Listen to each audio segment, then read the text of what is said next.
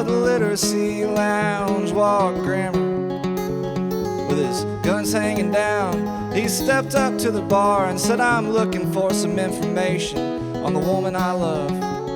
Her name is Punctuation. She was kidnapped by a gang of illiterates just the other day, and I'm hot on their trail, and I'm here to make them pay. Did you read the sign on the door before you walked in?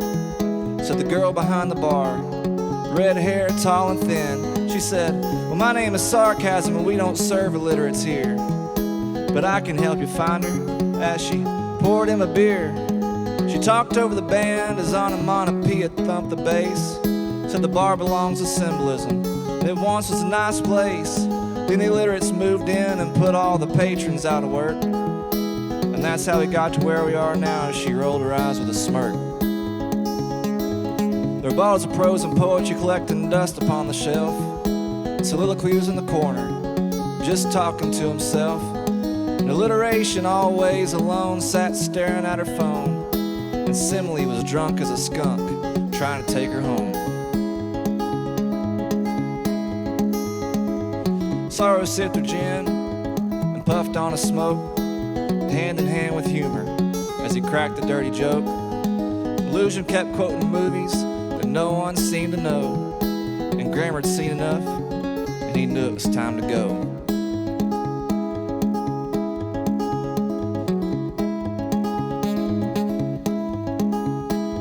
Sarcasm mentioned a bar on the wrong side of town, where Grammar just might find the illiterates hanging around. Foreshadowing was nearby with his faraway stare, and he warned Grammar to stay far away from there.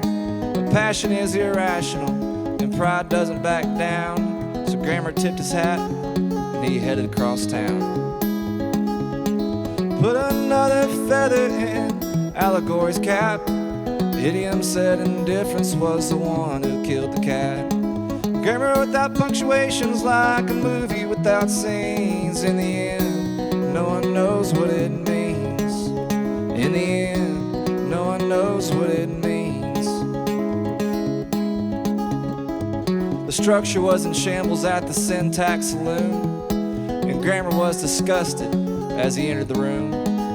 There were syringes of pop culture, and Facebook posts in a bong, and people snorting lines 140 characters long. Grammar whipped out his pistol and he fired off a round, and the whole bar stopped. At the shattering sound, the villain vernacular, he appeared at the top of the stairs, and he was pulling Punctuation behind him. By her long parentheses hair, she was tattered and torn. Shame was etched into her face, constantly being misused and being misplaced. Grammar was full of fire and fury at the frightful sight, and against better judgment, challenged vernacular to a fight. A duel in the street made the best man win, said vernacular through a sly, sinister grin. You see, Grammar was predictable, always following his rules. He played right and talented to the trap, outnumbered 1 to 100 fools.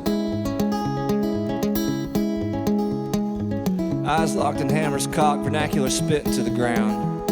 You could cut the tension with a knife as the illiterates gathered around. And Grammar gave a passionate speech and an act of despair. He was pleading for punctuation, but no one seemed to care. Vernacular hollered and cursed and eloquently profane. The illiterates whooped and cheered, much to Grammar's disdain. The ruckus that they raised turned into a deafening roar. And out on the horizon, a cloud of dust began to form. He belittled Punctuation and her pretentious partner as the ground began to shake and the sky grew darker. A stampede of run-on sentences he'd summoned to the street. Before Grammar knew it, he was trampled beneath their feet. Put another feather in Allegory's cap. Idiom said indifference was the one who killed the cat. Grammar without punctuation's like a movie without scenes. In the end, no one knows what it means. Put another feather in Allegory's cap. Idiom said indifference was the one who killed the cat.